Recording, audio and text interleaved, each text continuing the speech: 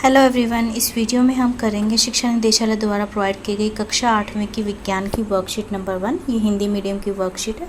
Worksheet शुरू करने से पहले विद्यार्थी अपना नाम, क्लास, सेक्शन और अपने टीचर का नाम और डेट जरूर लिखेगा। आज की जो वर्कशीट है उसका जो टॉपिक है वो है हमारा पादप के भाग यानी कि पौधे के भाग।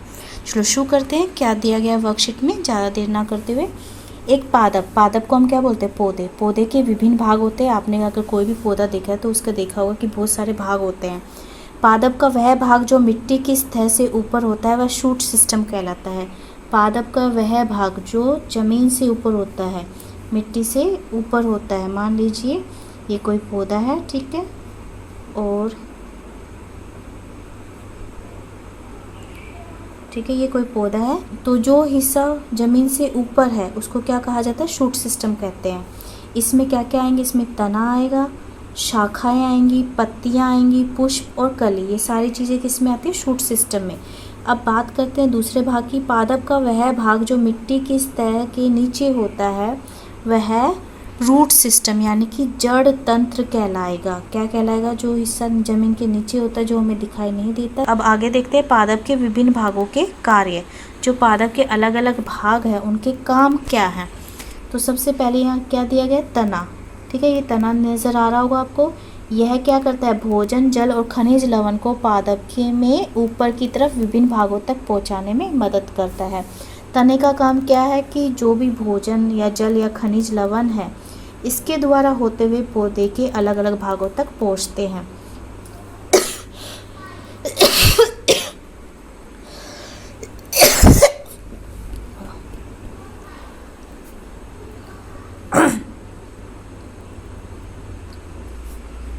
फिर बात करते हैं पत्ती की। यह पादप में प्रकाश संश्लेषण द्वारा भोजन का निर्माण करती है।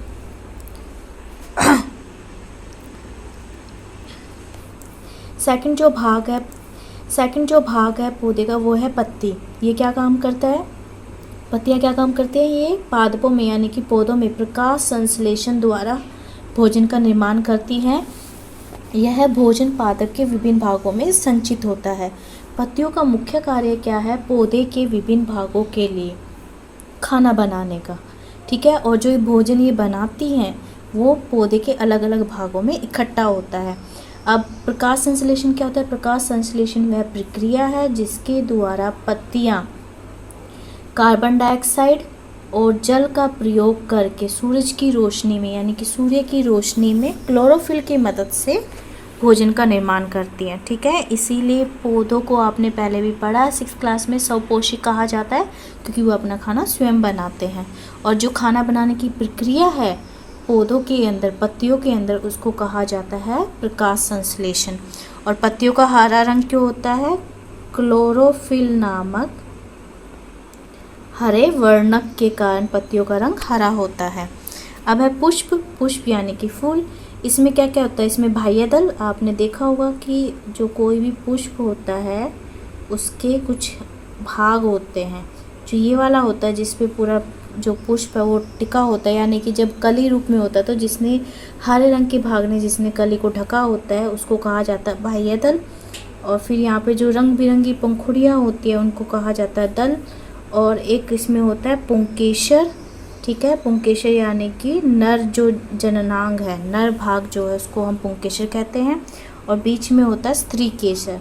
बीच में क्या होगा? स्त्री केसर यानी कि मादा जनन अंग, ऐसे जिसमें अंडाणु होते हैं। ये आपने सारी चीज़ें 6th क्लास में पढ़ी हैं, चैप्टर नंबर 7 में। और पुष्प का काम क्या है? ये जनन में मदद करता है यानी कि नए पौधों के निर्माण के लिए जो चीज़ें चाहिए जैसे बीज, वो उसको बनाने में मदद करता है। अब है लास्ट जड़ को हम क्या कहते हैं? मूल। और ये कहाँ मिलती है? ज़मीन के नीचे। यह पादप के लिए मृदा यानी कि मिट्टी से जल, खनिज और लवण का अवशोषण करती है।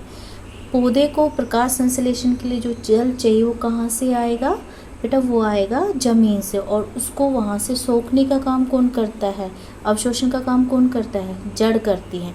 जड़ मिट्टी में जो जल होता है उसको और उसमें घुले हुए खनिज और लवणों को अवशोषित कर कर पत्तियों तक पहुँचाते हैं ताकि जो पत्तियाँ हैं वो खाना बना सके पौधे के हर भाग के लिए। अब स्वयं को जांचिए। यहाँ पे कुछ क्वेश्चंस दिए गए हैं वर्कशीट से रिलेटेड, उनको हमें करना है। पहला प्रश्न है, दिए गए चित्र में पादप के विभिन्न भागों को नामांकित कीजिए। यहाँ पे हमें चित्र दिया गया है और विभिन्न भागों के हमें नाम बताने हैं और ये भी बताना है इसमें शूट सिस्टम यानी और रूट सिस्टम। शूट सिस्टम ऊपर वाला जो ज़मीन से ऊपर है और रूट सिस्टम जो ज़मीन के नीचे है, उसको भी अंकित करना है। रूट सिस्टम को हम जड़ तंत्र भी बोलते हैं। तो ये वाला हिस्सा क्या है? जड़ तंत्र, ठीक है। और जो ज़मीन से ऊपर है ये क्या है? Shoot system.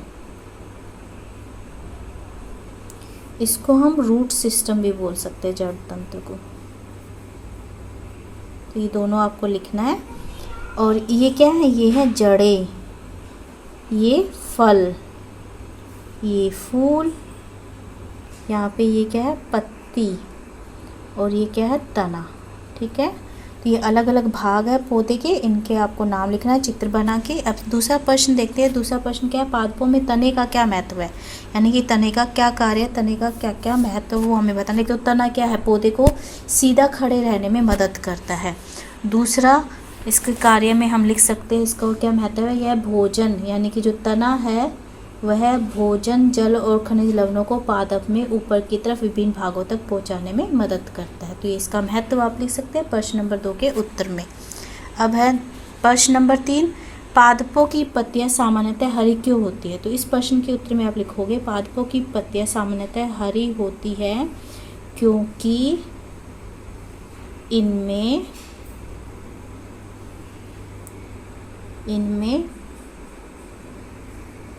क्लोरोफिल नामक हरा वर्णक होता है, ठीक है। ये पूरा इसके आंसर में आप लिखेंगे। और फोर्थ है क्वेश्चन आपका, पादपों में जड़ों और पत्तियों के एक कार्य लिखने हैं।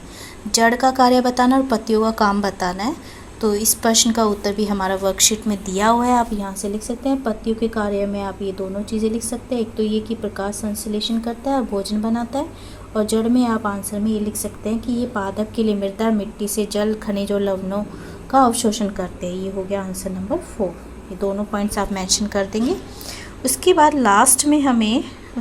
लास्ट में हमें कोविड के संदर्भ में एक मैसेज दिया गया है, 2 गज अथवा 6 फीट की शारीरिक दूरी का पालन करें। अगर कोविड से बचना है तो 2 गज या 6 फीट की शारीरिक दूरी का पालन करना है। सो बेटा इस वीडियो में इतना ही। Thanks for watching this video. Please like, share, subscribe my channel. Thank you.